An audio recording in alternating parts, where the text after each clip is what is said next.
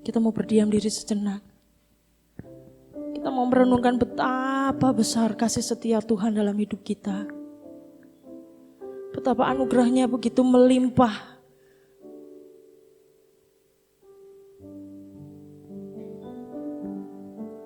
Kita mau selalu bersyukur dan selalu bersyukur. Dengan apa ku membalas kasih-Mu yang ku terima dari-Mu.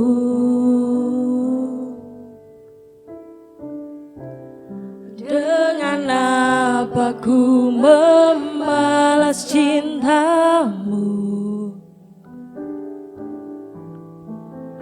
oh Yesusku,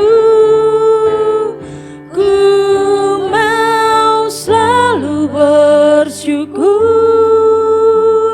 selalu bersyukur. Kau Tuhan yang setia, yang selalu menopang. Ku mau selalu bersyukur, selalu bersyukur. Kau Bapa-Ku yang setia.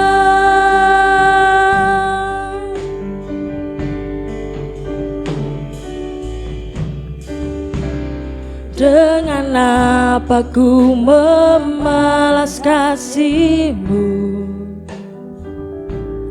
yang ku terima dari-Mu. Dengan apa kita bisa membalas cinta Tuhan? Dengan apa ku membalas cinta-Mu? Oh Yesusku, ku mau selalu bersyukur, selalu bersyukur. Kau Tuhan yang setia, yang selalu menopang. Ku mau selalu bersyukur, selalu bersyukur. Kau Bapa-Ku yang setia.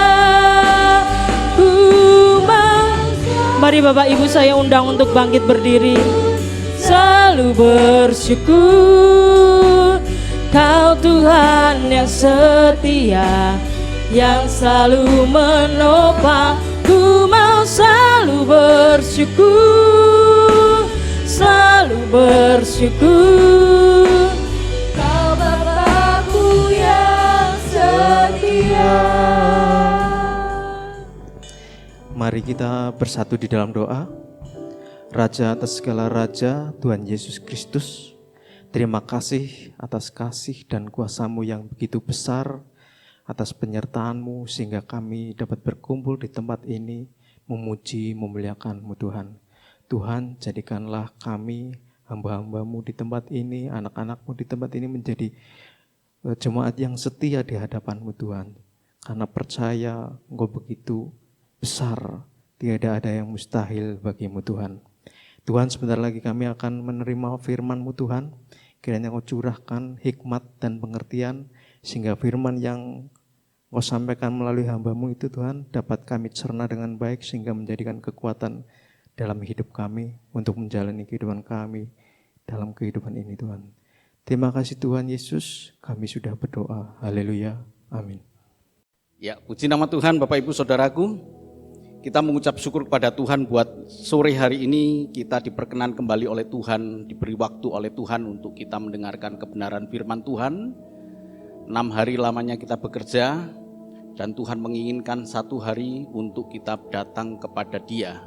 Tentu bukan berarti hari-hari setiap harinya kita tidak beribadah Bapak Ibu ya, tetapi Tuhan menghendaki kita untuk beribadah secara berjemaah, untuk beribadah kepada Dia. Dan hari ini saya mengucap syukur kalau Bapak Ibu dan saudaraku yang kasih Tuhan bisa hadir dalam ibadah sore hari ini. Bapak Ibu saudaraku, kita akan belajar mengenai sudahkah kita bertumbuh dalam Kristus. Ini adalah bagian kedua. Tadi pagi saya menyampaikan bagian yang pertama, tentu dengan versi yang berbeda. menjadi satu refleksi kehidupan kita di akhir tahun 2023 ini, karena 1 bulan lagi kita akan mengakhiri. Sudahkah kita bertumbuh di dalam Tuhan kita Yesus Kristus?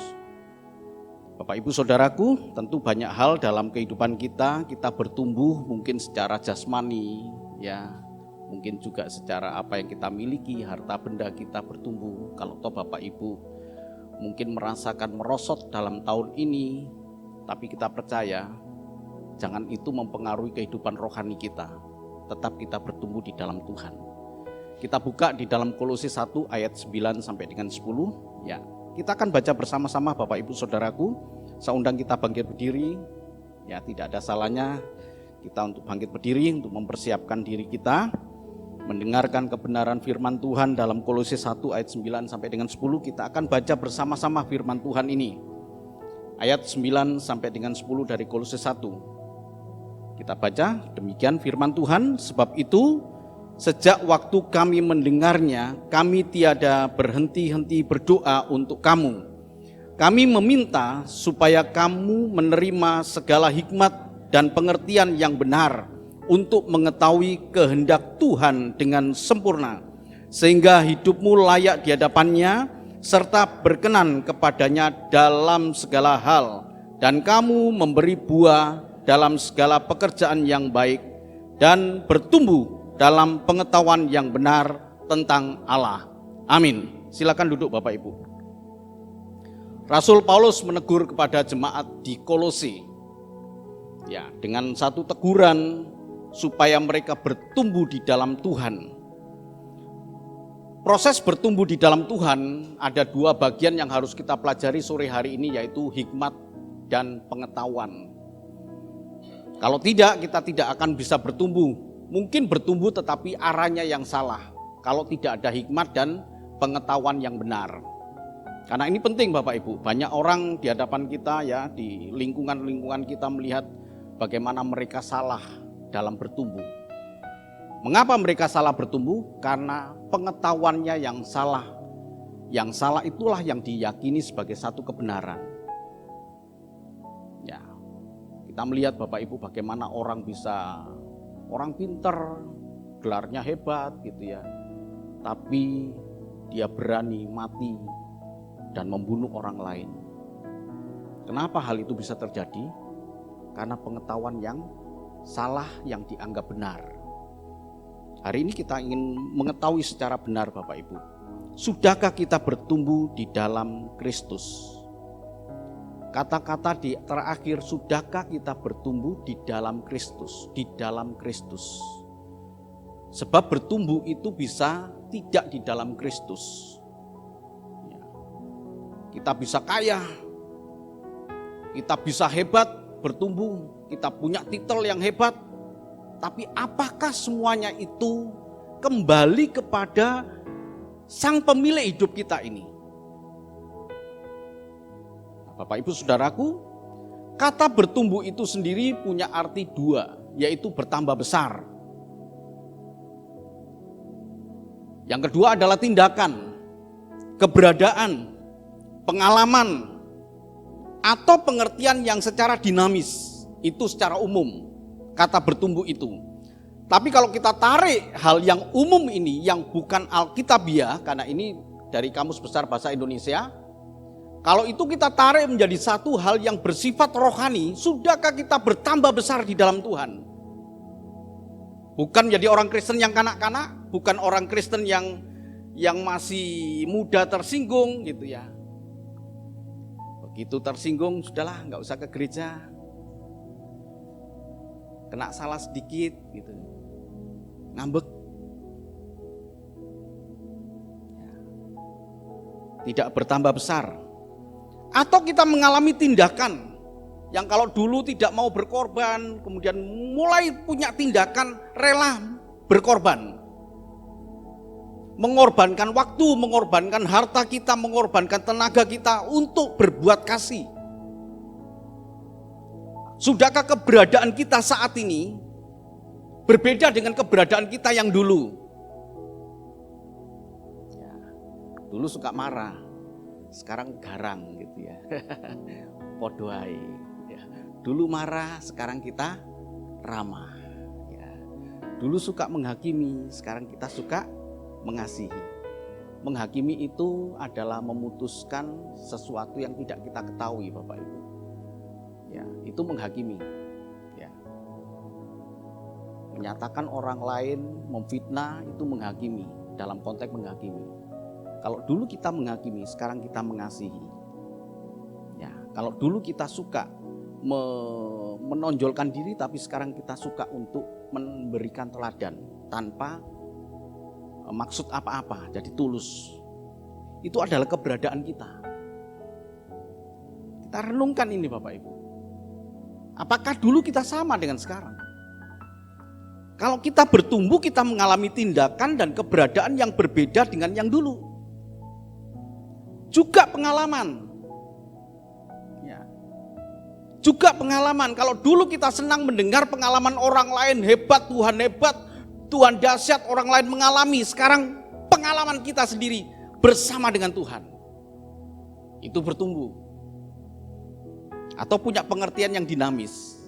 Ya, dulu saya nggak ngerti loh, kalau setelah kematian ini mau kemana gitu ya. Wah, setelah dengar firman Tuhan, sekarang saya baru mengerti. Ternyata saya tidak masuk surga terlebih dulu, ya kan? Tapi masuk tempat penantian, menunggu sampai kedatangan Tuhan, dan baru kemudian kita diubahkan, dibangkitkan, baru bersama dengan Tuhan di surga. Nah, itu punya pengertian. Tapi proses pemisahan sudah terjadi terlebih dulu. Waduh, proses pemisahan ya, tempat yang baik atau tempat yang tidak baik. Wah, sekarang saya ngerti. Saya harus hidup sungguh-sungguh di dalam Tuhan. Itu pengertian yang dinamis. Jadi pengertian yang dinamis itu tidak langsung sempurna Bapak Ibu.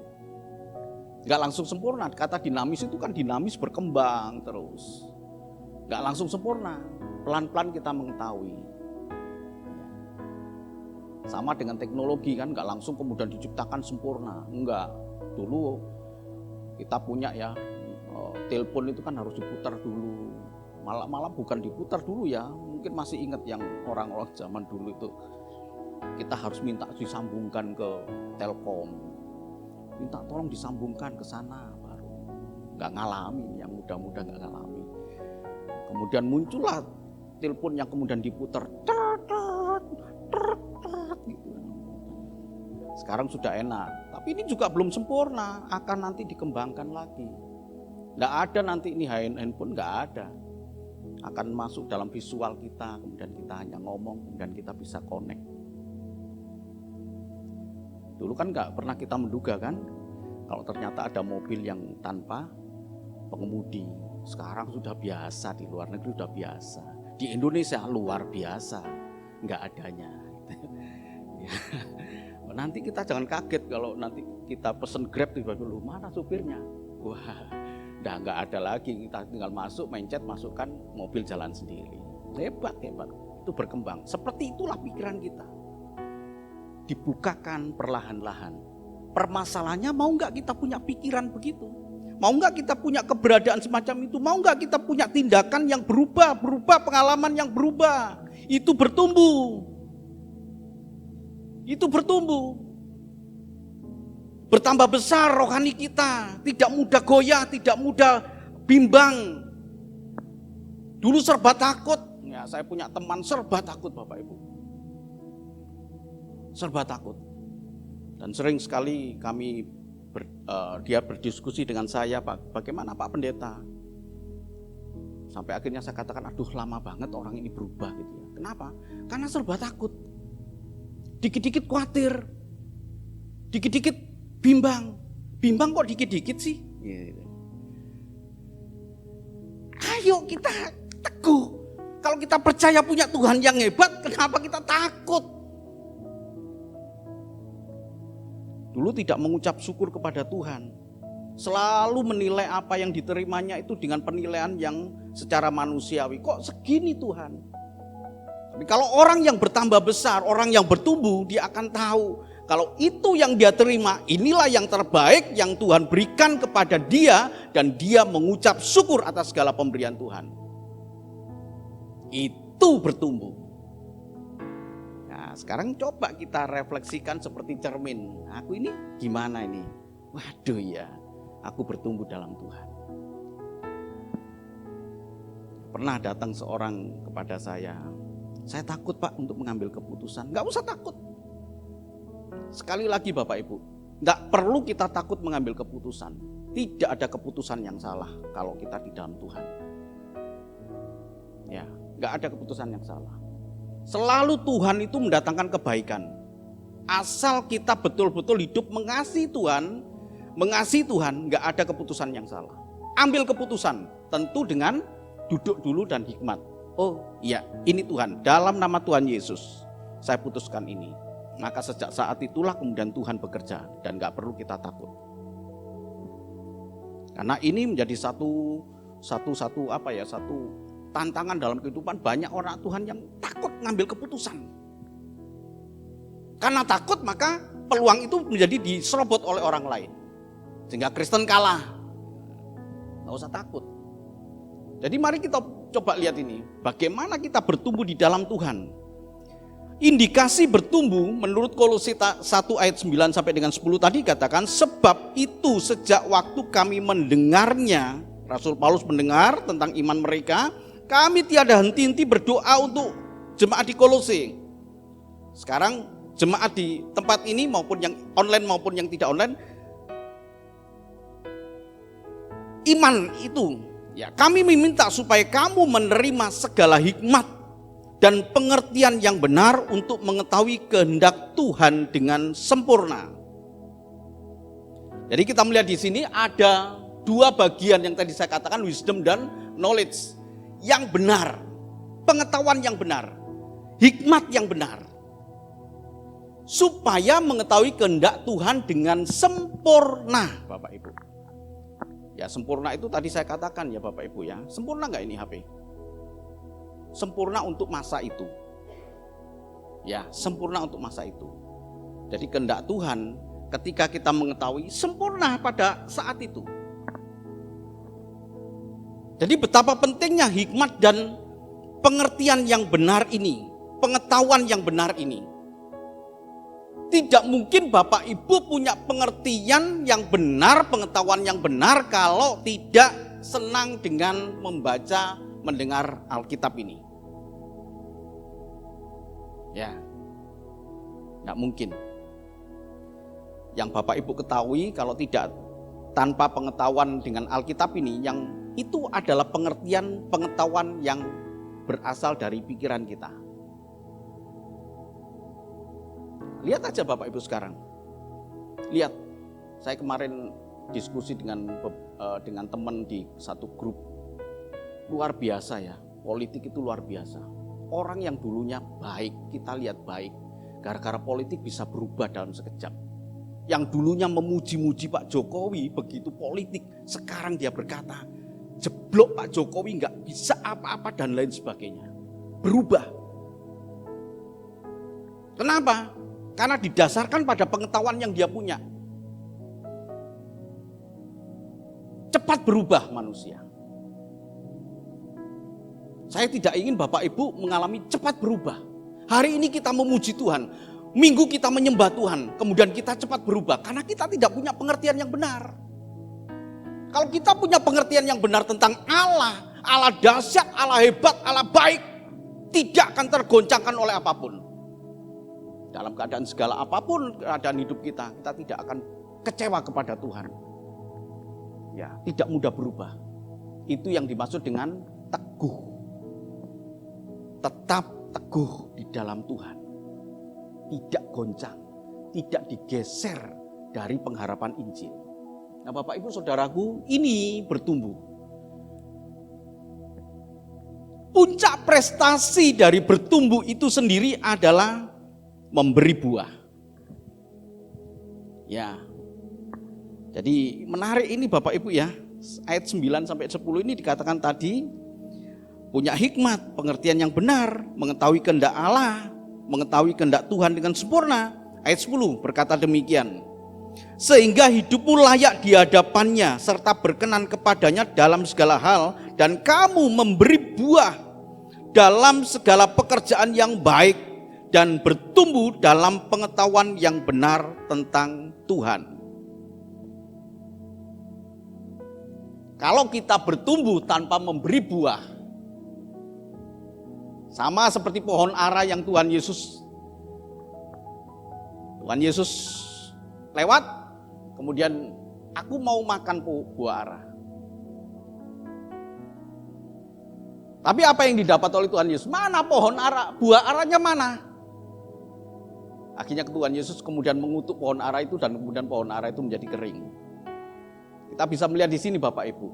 Berarti memberi buah itu akan menentukan suka tidaknya Tuhan dalam hidup kita ini.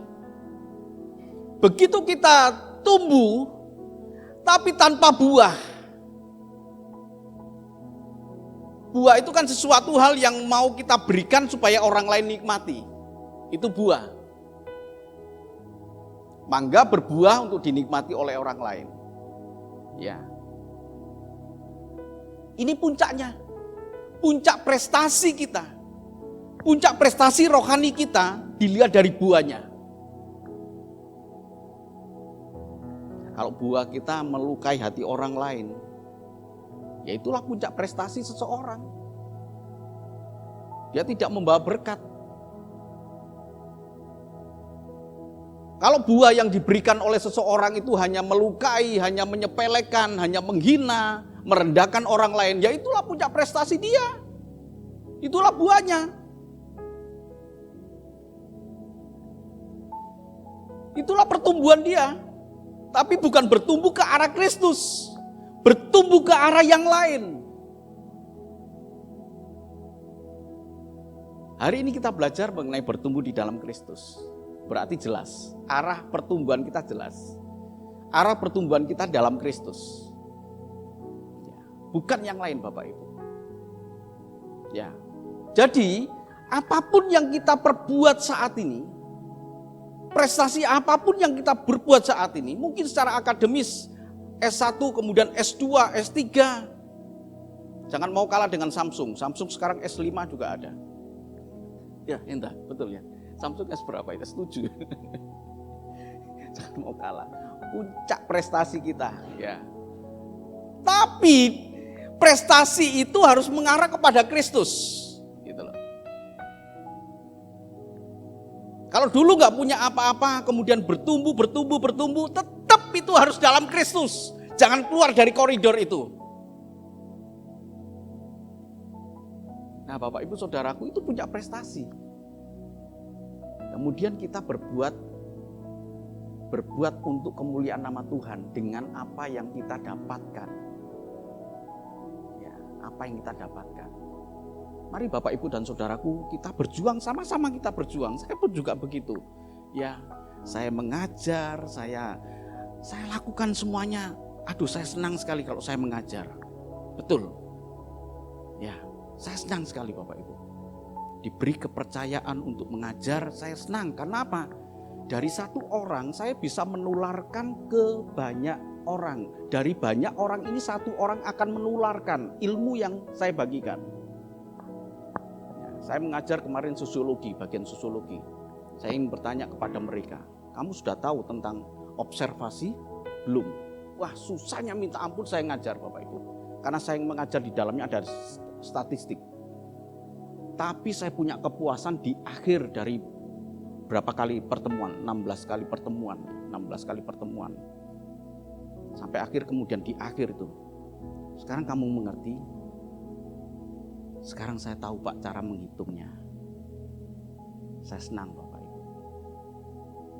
Jadi puncak prestasi adalah memberi buah.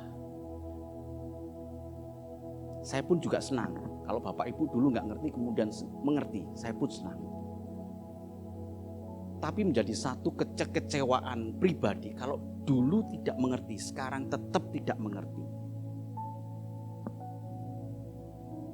Kalau dulu tetap bebal, sekarang tetap bebal. Kalau dulu punya kemalasan, saya nggak bisa merubah, ternyata kecewa saya kecewa dan saya merasa gagal. Sama seperti Tuhan kan? Sama seperti Tuhan Bapak. Tuhan pun juga punya hati semacam itu.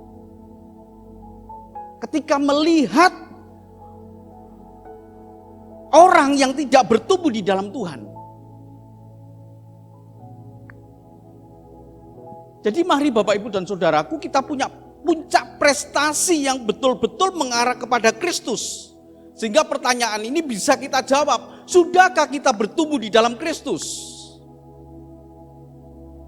Kita buka dalam Ibrani 4 ayat 1 sampai dengan yang kedua. Tolong dibacakan. Ibrani 4 ayat 1 sampai dengan yang kedua. Ibrani 4 ayat 1 sampai dengan 2. Hari perhentian yang disediakan Allah.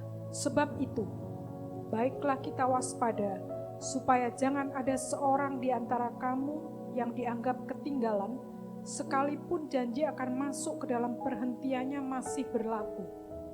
Karena pada kita diberitakan juga kabar kesukaan sama seperti kepada mereka, tetapi firman pemberitaan itu tidak berguna bagi mereka, karena tidak bertumbuh bersama-sama oleh iman dengan mereka yang mendengarnya. Bapak Ibu Saudaraku yang kasih Tuhan, ada kata yang menarik yang perlu kita garis bawahi, yaitu ketinggalan. Untuk menjawab ini ya, sengaja saya tidak menuliskan sesuatu apapun lembaran kosong ini ya, karena ini untuk kita sendiri yang mengisi ya. Sudahkah kita bertumbuh dalam Kristus? Ada kata ketinggalan.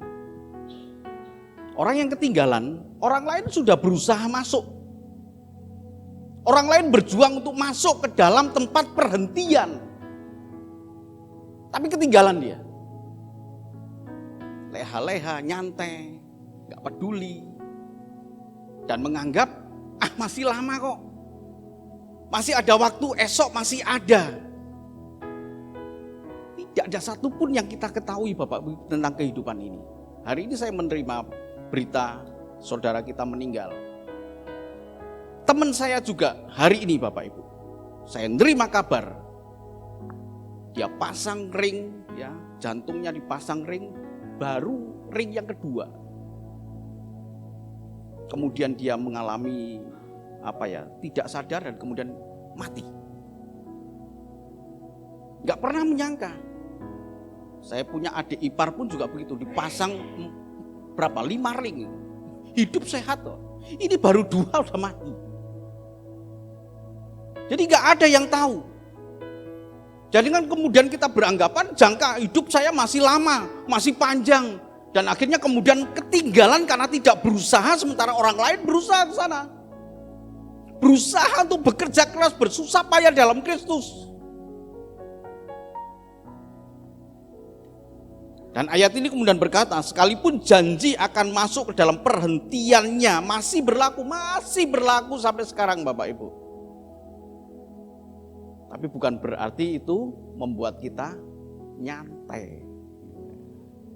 Berjuanglah Bapak Ibu Saudaraku yang kasih Tuhan. Karena kepada kita diberitakan juga kabar kesukaan. Ini kan kabar kesukaan disampaikan, tapi ternyata ada sebagian dari antara kita, firman itu tidak berguna bagi mereka. Gak nyentel, gak masuk, atau menganggap tidak berguna. Itu mah pinter-pinternya Pak Pendeta, ya wis gak apa-apa. Yang penting saya nyampaikan. Tapi saya mau Bapak Ibu kemudian mendengar, menangkap pesan penting Tuhan. Sama sekali kita nggak tahu. Hidup kita nggak tahu, ujungnya di mana kita nggak tahu Bapak Ibu. Jangan sampai kita ketinggalan, jangan sampai kita tidak bertumbuh.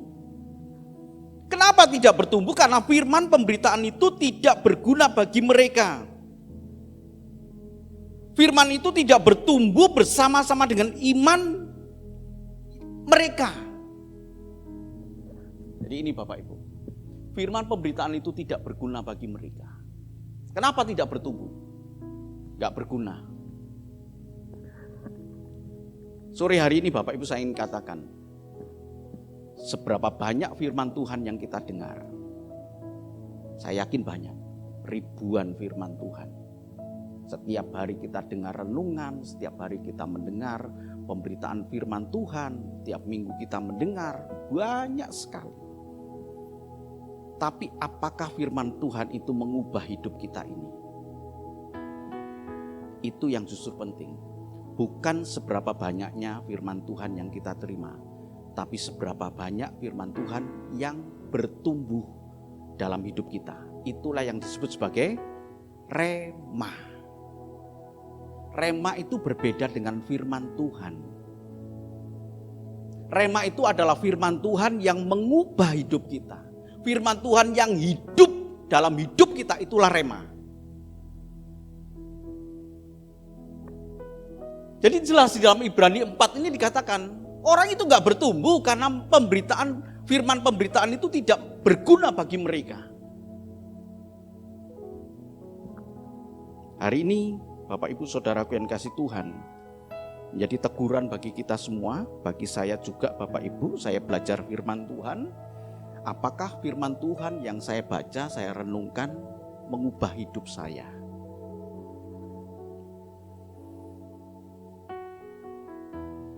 Sudahkah kita bertumbuh di dalam Kristus?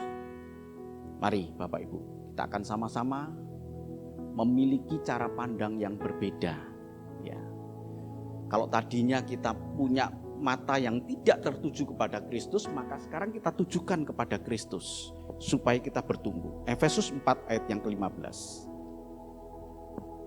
Efesus 4 ayat yang ke-15, demikian bunyi firman Tuhan. Tetapi dengan teguh berpegang kepada kebenaran, di dalam kasih kita bertumbuh, di dalam segala hal ke arah Dia, Kristus yang adalah kepala. Bertumbuh di dalam Kristus. Mengapa harus bertumbuh di dalam Kristus? Karena Tuhanlah sumber pertumbuhan rohani kita. Allah Bapa tidak kelihatan, tapi Allah Bapa menyatakan dirinya di dalam Kristus Yesus yang terlihat itu. Wah, ini keunikan Kristen Bapak Ibu. Sampai menjadi satu polemik sampai dengan sekarang, kok bisa kamu punya Allah 3 ya? Ya kita harus akui Bapak Ibu. Allah Bapa nggak kelihatan, tapi Dia punya Allah anak yang rela menjadi manusia. Dari Dialah kita belajar. Belajar untuk apa? Mengenal Allah Bapa yang tidak kelihatan. Sementara orang lain Allahnya tidak kelihatan. Kita punya Allah yang kelihatan. Allah anak yang menyertai kita. Sementara Allah Roh Kudus akan selalu mengingatkan kepada kita tentang Allah anak yang kelihatan itu. Itulah fungsinya Allah Roh Kudus. Ya, begitu kita menyimpang dari kehidupan ini, diingatin oleh Allah Roh Kudus dalam hati nurani kita. Bukan begitu Tuhan Yesus ngajarin. Tuhan Yesus ngajarin bukan begitu. Kalau engkau ditampar pipi kiri, kasih pipi kanan. Kalau engkau punya musuh, musuhmu butuh, jangan kasih baju, kasih jubah. Waduh, Bapak belur dong jadi Kristen. Enggak, itu akan selalu diingatkan. Tidak akan sia-sia Bapak Ibu Saudaraku. Tidak akan sia-sia. Ketika kita berbuat sesuai dengan keteladanan Tuhan, kita akan menjadi orang Kristen yang kuat.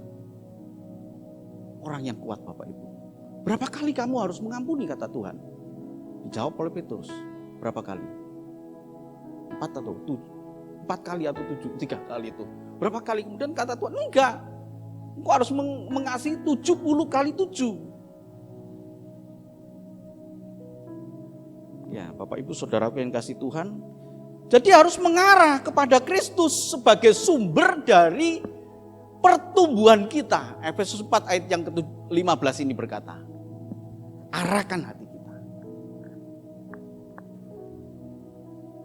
Jadi segala sesuatu Bapak Ibu, kalau orang lain bisa mengatakan dengan perkataan segala sesuatu yang akan kita perbuat, Bapak Ibu juga bisa. Alkitab berkata, lakukanlah segala sesuatu itu, perkataan dengan perkataan dalam nama Tuhan Yesus. Ini kalau mau buka toko dalam nama Tuhan Yesus. Mau usaha dalam nama Tuhan Yesus. Mau jalan dalam nama Tuhan Yesus. Mau pergi dalam nama Tuhan Yesus. Saya pun juga mau mengajar, punya keterbatasan, tapi saya katakan dalam nama Tuhan Yesus. Saya mau khotbah dalam nama Tuhan Yesus. Kenapa begitu? Karena saya mengarah kepada sumber pertumbuhan rohani saya. Pelayan Tuhan pun saya ajak sebelum melayani, kok doa dulu. Kalau saya nggak ada yang mimpin doa. Jangan ngandalkan kekuatan kita. Supaya kita bertumbuh Bapak Ibu. Nah pada waktu kita menjalankan pekerjaan kita yang sudah kita mulai dengan dalam nama Tuhan Yesus. Ketika ada godaan di tengah-tengah gitu ya. Mau nyuri, mau nyolong, mau nyuap gitu atau mau curang gitu. Ingat sudah kita awali pekerjaan ini dalam nama Tuhan Yesus. Dagang pun juga begitu. Begitu kita mulai dalam nama Tuhan Yesus, kemudian di tengah-tengah ada satu tantangan. Saya ingat Om Filipus jadinya. Ya. STT Soteria. Ya. Mungkin bisa nanti di-cut aja. Itu menerima uang 100 juta dari pemerintah. Tapi dari pihak pemerintah itu berkata, "Pak, buat saya 20 juta." Tapi ditulis, lebih baik kami tidak terima apa-apa. Sejak saat itu STT Soteria tidak menerima bantuan dari pemerintah. Karena selalu dipotong. Enggak mau. Kebenaran adalah kebenaran yang enggak bisa ditawar-tawar. Begitu pula dengan kehidupan kita Bapak Ibu. Dengan pendeta sekalipun jabatan saya ini satu tantangan yang besar sekali. Ya. Saya perpuluhan juga. Saya membagi-bagi juga. Saya tidak ingin ada keserakahan dalam diri saya. Harus bertumbuh kan kepada arah. Jadi ketika kehidupan kita dimulai dalam nama Tuhan Yesus, kita percaya sepanjang 24 jam itu ada tantangan-tantangan yang mencoba menghambat hal itu. Tapi ingat, sudah kita mulai dalam nama Tuhan Yesus. Jadi kita pertaruhkan hal itu. Saya melihat banyak tantangan Bapak Ibu dan Saudaraku. Betul ya, yang berusaha, yang dalam pekerjaan, yang dalam apapun kehidupan. Baik ibu rumah tangga, mulailah dalam nama Tuhan Yesus dan ingat, Tuhan campur tangan ketika kita berkata dalam nama Tuhan Yesus, artinya kita menyerahkan proses hidup kita sepanjang hari itu dalam suatu nama yang begitu dahsyat, Tuhan Yesus. Saya udah mulai kok, tapi kok saya nggak diberkati?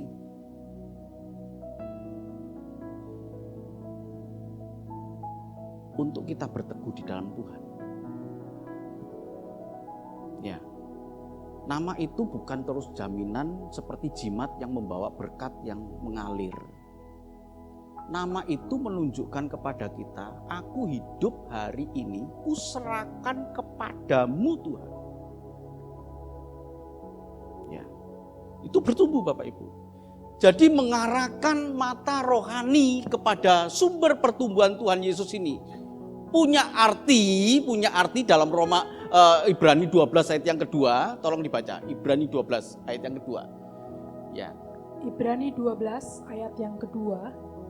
Marilah kita melakukannya dengan mata yang tertuju kepada Yesus, yang memimpin kita dalam iman dan yang membawa iman kita itu kepada kesempurnaan, yang dengan mengabaikan kehinaan tekun memikul salib ganti sukacita yang disediakan bagi Dia yang sekarang duduk di sebelah kanan tahta Allah. Ya, amin Bapak Ibu. Artinya begini, kalau dulu Bapak Ibu, kemarin Bapak Ibu fokus kepada Tuhan, hari ini lebih fokus lagi mengarahkan mata hati kita kepada Kristus. Kalau minggu yang lalu Bapak Ibu, saya yakin mengarahkan pikiran hati kita kepada Tuhan. Tapi minggu ini lebih lagi kepada Tuhan. Jadi makna di dalam Ibrani 12 ayat yang kedua ini, marilah mata kita tertuju kepada Dia. Kepada siapa? Dia loh, Yesus yang dengan tekun menanggung segala hinaan. Lebih lagi, itu bertumbuh. Kemarin kita mengarahkan hati kepada Tuhan, tapi hari ini lebih lagi. Dan esok jika Tuhan izinkan kita ada waktu untuk menikmati hidup, esok kita lebih mengarahkan hati kepada Tuhan. Bapak Ibu Saudaraku yang sangat dikasihi Tuhan, itulah kita bertumbuh. Jadi pesan penting pada sore hari ini adalah bertumbuh. Kita lihat ya, bertumbuh di sini ya. Bukan berarti naik terus loh ya. Ada saatnya kita turun. Tetapi turun ini lebih tinggi daripada yang di sini. Ingat ya. Kita ngalami naik, turun. Tapi ingat, turunnya di sini itu berbeda dengan yang ada di posisi sini. Tetap lebih tinggi ini. Naik lagi, turun lagi. Tapi tindakan di sini lebih tinggi daripada di sini. Terus begitu, terus begitu. Jadi kesukaran dan problem kehidupan kita ini adalah tangga untuk naik. Itu pesan penting. Pastikan bahwa kita bertumbuh. Pastikan bahwa kita bertumbuh. Siap Bapak Ibu? Pastikan bahwa kita bertumbuh. Persoalan-persoalan dan kesukaran hidup kita adalah cara Tuhan untuk menaikkan tangga kehidupan kita. Tuhan memberkati. Amin.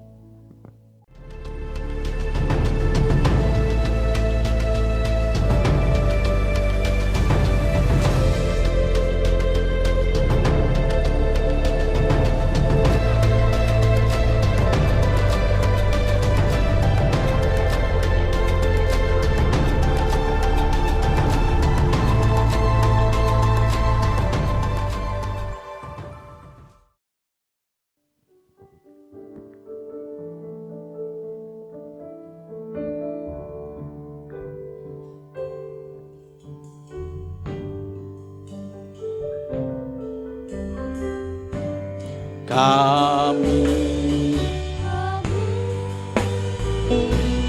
di kebesaran-Mu,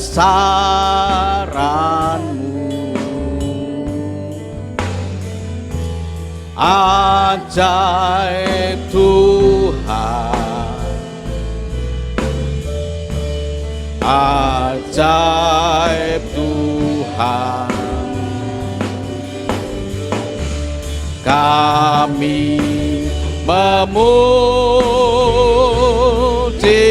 kebesaran-Mu, ajaib Tuhan, ajaib Tuhan, ajaib Kau Tuhan. Ajaib Tuhan, ajaib Tuhan.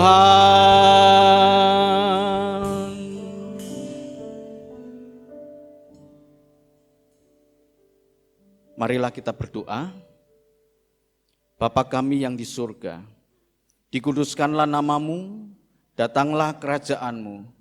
Jadilah kehendak-Mu di bumi seperti di surga.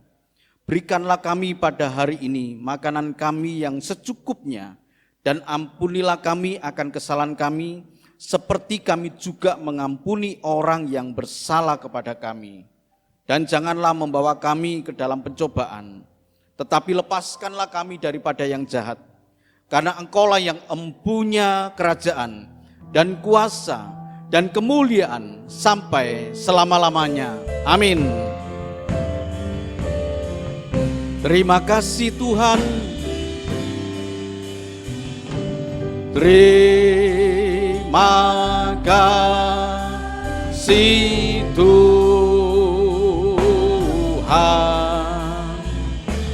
Terima kasih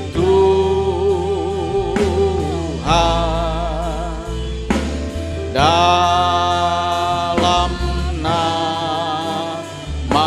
Yesus.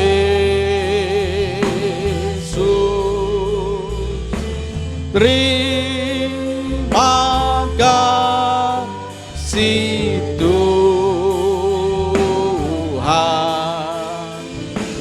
Haleluya.